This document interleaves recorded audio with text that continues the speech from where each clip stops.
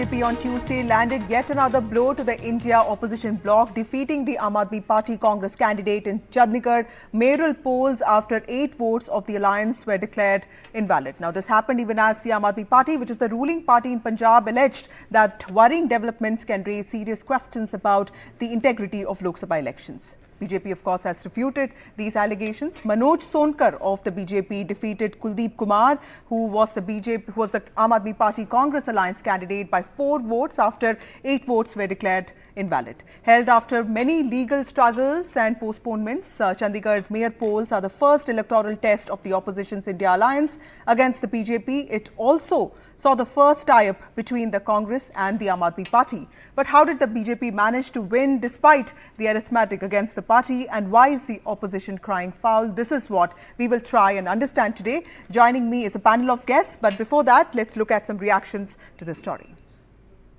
एक तरह से लोकतंत्र के लिए आज काला दिन है। जिस तरह से इन्होंने गुंडागर्दी करके, सरेआम बेईमानी करके,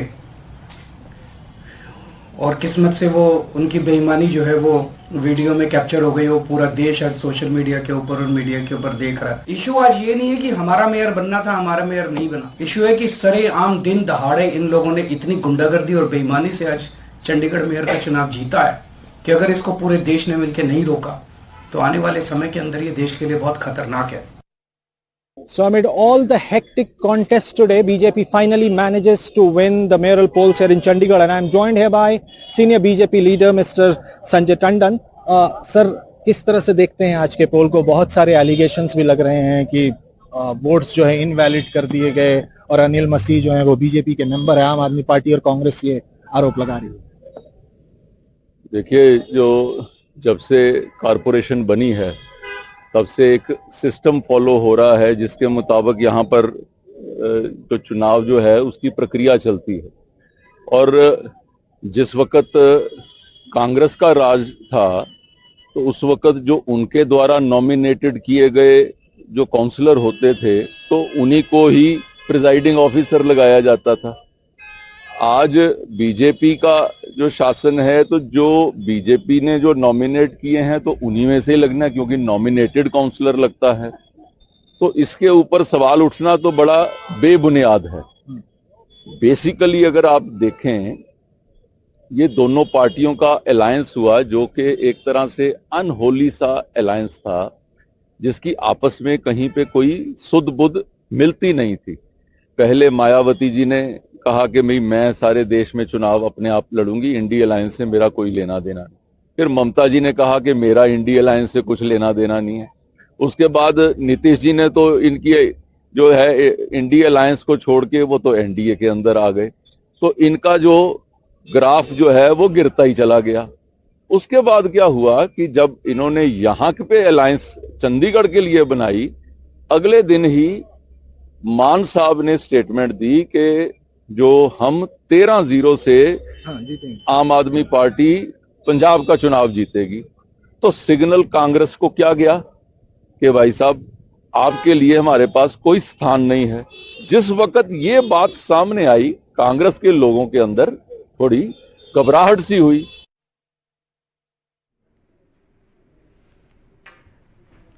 So the major polls, Chandigarh Mayoral polls, ended with the BJP becoming the victor here, defeating the Aam Aadmi Party candidate. Remember, this was the first election that the BJP fought against the India alliance. In the sense, Aam Aadmi Party and Congress had a joint candidate, but Aam Aadmi Party, which is the ruling party in Punjab, has said that these worrying developments can raise serious questions. It has raised some questions about the integrity of the processes that were followed in this election. I have my colleague Mohammad Ghazali joining us with more details on this. Ghazali, one mayoral election and so much drama. There were people crying, there were people extremely happy. But do you think that Aam Aadmi Party and Congress, this was premature celebration for them, and probably the BJP knew what it was doing? Was it a question of tact, or was it actually a question of violation? See, certainly the entire process which has happened today raises very critical question on the entire electoral process today. The returning officer running away from his seat, not showing that why the votes were invalid, whose votes were invalid, what was the reason, then the video capturing him writing something on those ballot papers raises several questions for which there are no answers either from the corporation officials or the presiding officer himself. The same presiding officer, Mr. Anil Masi, was unwell before on the previous date of 18th Feb when the elections was to be held for the first time this year. And then AAP and Congress had to move the Chandigarh, the Punjab and Haryana High Court in Chandigarh to get actual date because the corporation had then announced that the elections will be held on 6th of February. And the same apprehensions were expressed in that petition that perhaps the AAP and Congress believe that the more you delay the elections, there are chances of poaching, cross-voting and elections not being held fairly. That was the allegation, and perhaps the court was convinced when it gave orders on its own to hold the elections on January 30th, and even today, amid all the security arrangements, it was very well known that as far as numbers are concerned, AAP and Congress are very comfortable because they had 20 councillors, 19 was the magic figure in the 35-member house of the corporation, and yet somehow BJP manages to win. We tried speaking to the BJP councillors and the BJP leaders, but they had no convincing answer that why the presiding officer didn't follow the actual procedure of showing why those votes were declared invalid. Thank you, Ghazali, for joining us with those details. Now for the discussion, let me bring in my other guest, Sukhwinder Singh Parmar, who's the BJP leader and also state media convener at BJP Chandigarh. We also have Ikram Sandhu, who's the Congress spokesperson, and Siddharth Sharma, who is the spokesperson of the Aam Aadmi Party, and also Umesh Sehgal, who's a former Chief Secretary of Delhi. Thank you, all of you, for joining us. Let me go across to Mr. Parmar. Mr. Parmar, you know, these allegations that have been raised by Aam Aadmi Party and, of course, Congress are very serious, you know, when you talk about ink marking being outside the stipulated area, that being considered invalid, and then counting agents of parties also not being allowed, and not being shown ballots which presiding officer declared invalid. How do you look at these allegations, and how will your party defend them, sir? Actually, there were two main reasons for this defeat of the India Alliance, which is a non-starter in India. It's like a firecracker which never cracks. We are happy. We are happy for the winning the mayor team elections, and we are also happy that India Alliance is a non-starter in country. Their workers, this alliance was actually an alliance between two people, two leaders, due to their own vested interests, Pawan Bansalji and Raghav Chadha. I think Raghav Chadha might have assured Pawan Bansalji that we will help you in winning the upcoming Lok Sabha election in case you help us winning the mayor position. Their workers and their cadres were never happy with going, like Congress cadres were never happy with going with the Aam Aadmi Party. Even when Pawan Bansalji announced that we will go together in the coming Lok Sabha elections, Arvind Kejriwal, the national convener of the Aam Aadmi Party, he even called Pawan Bansalji saying that there is no such alliance coming up. Even CM of Punjab, Bhagwant Singh Manji, also declared in the media that there is no alliance coming up for the Lok Sabha elections. It was a non-starter in the beginning. It ended as a non-starter only. So there's never an alliance between the workers. And corporators were not happy. Congress corporators were not happy going with the Aam Aadmi Party. Number one reason. Do you agree with number that? Two reason. Number do you two agree reason. With number that two reason. assessment Yeah. that the Congress and Aam Aadmi Party workers never thought they belonged to one team? Their hearts never met. Their hearts never met. No, if you look at the India Bloc parties, this was supposed to be your litmus test, but clearly the BJP seems to have won. How do you see the future of opposition unity, at least in your state? Because in your state also there have been murmurings and there have been announcements that your parties, Aam Aadmi Party and Congress, would want to fight it out separately. So do you think that this has an impact, and do you agree with the assessment that probably there was no alignment between the workers of Aam Aadmi Party and Congress? Mr. Sandhu? That question is for me? Yes, sir. Okay, great. I'll answer that question a bit later, but I'll just take one part from what Mr. Parmar said. He said that our workers and our councillors didn't work together. Then it was a golden opportunity for you to show it today. The returning officer should have shown every vote that, see, here's a vote that has been put by the India Alliance, and they've themselves spoiled their votes. Why did he just run away from there? that just shows that there was nothing wrong with the voting. It is basically he who played harakari with the votes, and he who has played harakari and daylight robbery. The only word that I have for this is daylight robbery has been committed by Mr. Anil Masih, and this is something which is as good as treason. Because something that we hold closest to us in India is our democratic condition. And if somebody roughshods over these democratic traditions that we have, he is the most anti-national, anti-democratic person that you can ever find. I strongly object to this calling Mr. Anil Masih anti-national. I strongly object to this. He followed his duty, he followed the law of the land. There are provisions in the there are provisions in the municipal corporation and he rejected accordingly. Do you agree I with strongly the object to assessment why he called of Mr. BJP Anil Masih as spokesperson that an Aam Aadmi anti-national Party and person? They Congress have lost the election. workers did not There is no have alliance. alignment, There is or no do you alliance think on that the there was paper. There is no a on the problem with ground. the process? Mr. Sharma? Yeah, Vasudha, sorry. There was a lot of crosstalk in between. Yes. I think the video that was being shown when the BJP spokesperson was speaking is self-explanatory. BJP can claim anything, but today, when you say in English, it is a they say Pyrrhic victory. Today was a Pyrrhic ignominy of stealing an election by the BJP. Under BJP's Vishwa Gurudam, how come 16 becomes bigger than 20? Does BJP think that majority means redefining mathematics? There is something called as a product, and then there is something called as a process. If as a bowler I need to get some batsmen out, obviously there are rules through which I can get a batsman out. I cannot get a batsman out by beaming him out, bowling a beamer on his head and injuring his head. Even in legal terms, there is a saying in legal terminology: the fruit of a poisonous tree is not a good fruit. It's even in the eyes of law, it is not good, and that is why I think the Honorable High Court has taken cognizance of it. Right. Everyone today, I think I'll try to explain it in a different, little bit of a different way. Everyone has a right to become a parent, but it also that parenthood has to occur through a due process. One cannot declare himself to become a parent one fine morning right out of the blue. BJP today demonstrated that for BJP, in Hindi there is a saying, democracy is called as Loktantra. For BJP, Loktantra has become Thoktantra. Okay, let me get in Mr. Sehgal here, who's an expert. Mr. Sehgal, if you look at the optics of this election, it's a mayoral election, but still, media persons were denied entry to the press gallery. Reporters could, however, watch the polling process, through screens, which, of course, people say had no audio input. Now, the election was supposed to be held on the 18th of January. It was subsequently postponed. So, clearly, a lot of hassles out there, too much scrutiny also. How difficult was it, do you think, was holding an election like this, especially because there is also politics playing into administration here? Well, it should not be a difficult exercise. There were only 30 odd voters. I mean, it's one of the simplest exercises that could be carried out. I'm sure there were voting slips and there were the other procedures must have been followed. Now, I really cannot comment on the merits of the case because any case it is now sub judice and the High Court will now pronounce on it. But the thing here is that some 8 votes have been declared to be invalid. Now, that's the key point, that 8 votes have been declared to be invalid.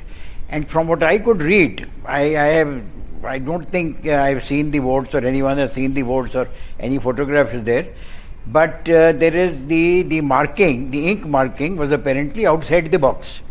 Now here, there is a very clear ruling because elections have been held, elections are being held for the last 70 years in the country. There is a very clear ruling that even if it is outside the box, even if your ink marking is outside the box, even then, if it is less than half, substantially less than half of the distance from the other candidate, then it must be marked to the candidate where it is less than half.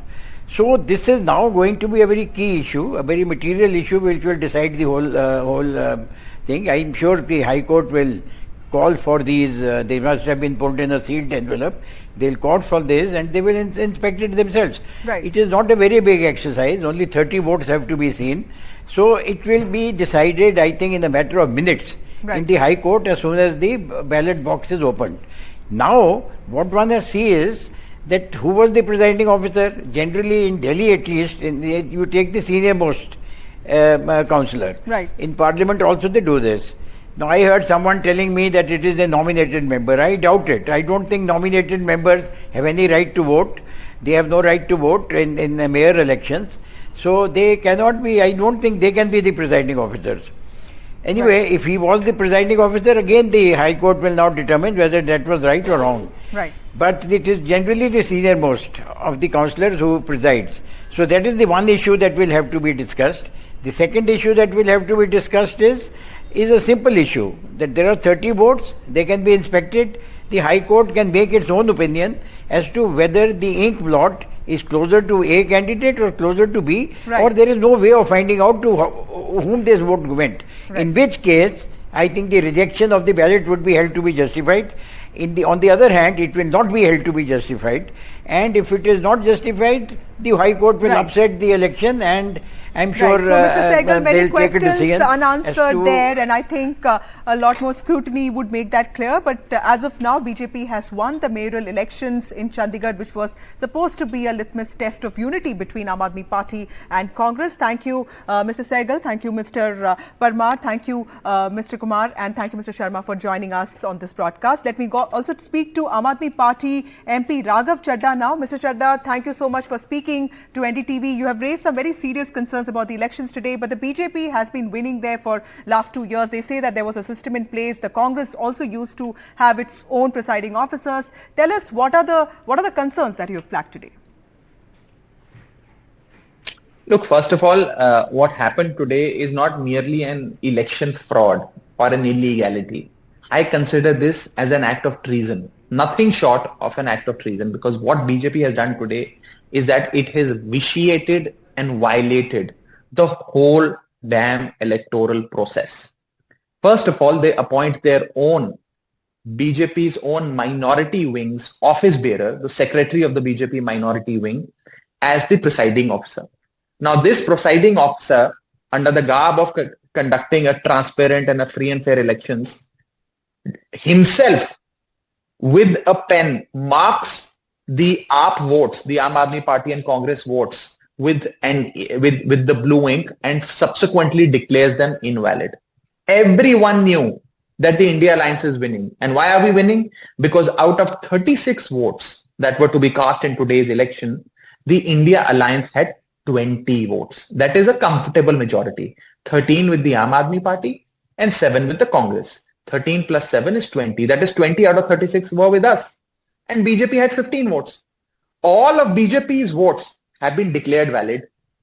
And out of 20 votes of the India Alliance, 8 votes have been declared invalid by the presiding officer, who himself, with his own pen, has on the ballot paper marked, inked the ballot paper and subsequently declared them invalid and therefore didn't count them. It all was captured, all this was captured on camera, because the High Court directed that the entire election process needs to be videographed.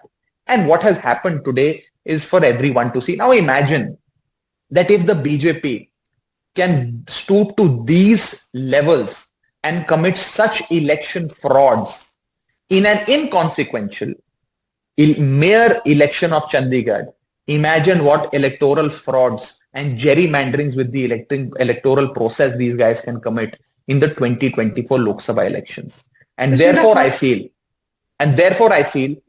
in order to create deterrence and in order to send a strong message that anybody who violates any principles of free and fair elections has to be punished, all these people, including the presiding officer, who's an office bearer of the BJP, needs to be booked, apprehended, investigated, and subsequently arrested only because they have committed an act of treason, this grave illegality and unconstitutionality.